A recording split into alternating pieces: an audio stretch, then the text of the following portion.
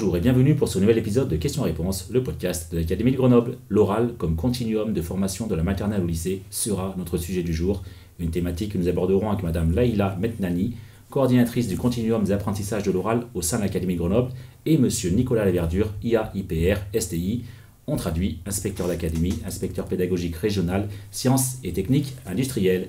Madame Metnani, bonjour. Bonjour. Monsieur Laverdure, bonjour. Bonjour. Merci de partager ce petit moment en notre compagnie. L'oral comme continuum de formation de la maternelle au lycée, de quoi parle-t-on exactement ? Il s'agit de bien parler, d'enrichir le lexique, d'acquérir du vocabulaire, de bien prononcer, de comprendre un récit ou une chanson, raconter une histoire, partager ses idées, expliquer des procédures ou un projet, d'accéder à l'imaginaire ou à une parole créative. L'oral, c'est aussi apprendre à écouter, à être en relation, en interaction avec autrui et à vivre ensemble. En effet, ce continuum existe depuis la maternelle, du cycle 1 au grand oral ou au chef-d'œuvre en terminale, durant lequel l'élève fera l'apprentissage de différentes compétences langagières.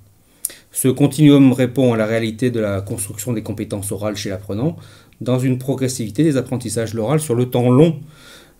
L'enseignement de ces compétences orales se fonde sur une diversité des pratiques de l'oral, des rituels, sur un oral comme un haut-parleur de la pensée, sur la construction de l'esprit critique. Pour reprendre ces vers célèbres de Boileau, ce qui se conçoit bien s'énonce clairement, et les mots pour le dire viennent aisément. On pourrait ajouter au fil des ans de l'apprenant. Enseigner les compétences orales répond ainsi à 3 types d'enjeux pour permettre qu'au sortir du système scolaire, un jeune puisse s'exprimer et agir pleinement en tant que citoyen. Des enjeux sociaux, éducatifs et institutionnels. Pour y arriver, ces compétences doivent être enseignées, étayées, structurées dans des apprentissages construits dans le temps. Exemple. Suffit-il de donner un exposé à réaliser pour pouvoir dire que l'on pratique l'oral en classe ? Le travail du professeur qui travaille l'oral va consister à repérer les obstacles rencontrés par l'élève pour mener à bien l'exercice de l'exposé. Ces obstacles sont travaillés en classe pour permettre une progression des élèves. Ainsi, le travail de l'oral ne s'externalise pas à la maison. Alors pourquoi cela ? Parce que l'oral peut constituer un mode de communication reproducteur d'inégalités sociales. La langue orale de l'école, nommée langage second, est inégalement pratiquée et considérée dans les familles. Or, l'oral est le vecteur d'élaboration des savoirs que l'écrit formalise et fige. Au-delà, pour prendre la parole, c'est aussi prendre le pouvoir, c'est avoir confiance en soi, s'affirmer de manière constructive. Oser l'oral pour s'impliquer dans la vie sociale. Interagir pour collaborer et coopérer. C'est développer une pensée créative et critique, savoir construire son opinion personnelle et pouvoir la remettre en question. Il y a un enjeu d'égalité des chances à enseigner les compétences orales dans un continuum à l'école du cycle 1 jusqu'à la terminale. Comment le continuum des apprentissages de l'oral est mis en œuvre dans l'Académie de Grenoble et comment les enseignants peuvent-ils s'en emparer ? Tout d'abord, je pense qu'il est important de rappeler que le continuum des apprentissages de l'oral est un dossier porté par Madame la rectrice.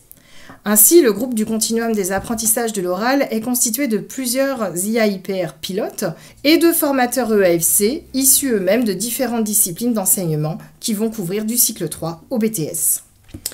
Le choix du groupe a été de proposer une plateforme en ligne avec des contenus ouverts à tous les internautes, qu'il s'agisse d'élèves, de leurs familles ou des enseignants. La plateforme académique, vous retrouvez le site à oral.web.ac-grenoble.fr, propose de nombreuses ressources à consulter en accès libre. Ces ressources sont articulées aux travaux de la recherche, à ceux de l'inspection qui a proposé un outil d'aide à l'évaluation des observables de l'oral. L'accompagnement des enseignants, des équipes et des établissements ou des réseaux passe par des formations territoriales avec un contenu co-construit avec les acteurs. Notre groupe se nourrit aussi d'apports d'autres groupes de formateurs comme Laïcité Valeurs de la République. Est-ce que de nouveaux projets sont envisagés pour l'an prochain dans l'Académie ? Alors côté formateur, direction l'Europe au printemps 2025, puisque 3 d'entre eux partiront observer les pratiques pour enseigner l'oral au lycée scientifique de Pise dans le cadre d'Erasmus+. Et du côté de l'Isère, un nouveau projet autour de notre école Faisons-la ensemble qui démarre avec 26 collèges impliqués autour d'une thématique oralité, citoyenneté et égalité. Allez, nous arrivons au terme de ce podcast. Pour conclure, si vous deviez résumer l'oral comme continuum de formation de la maternelle au lycée en quelques mots. On vous prend au mot justement. Alors, enjeux sociaux, civiques, éducatifs et institutionnels. Pour une égalité des chances. Tous les jours.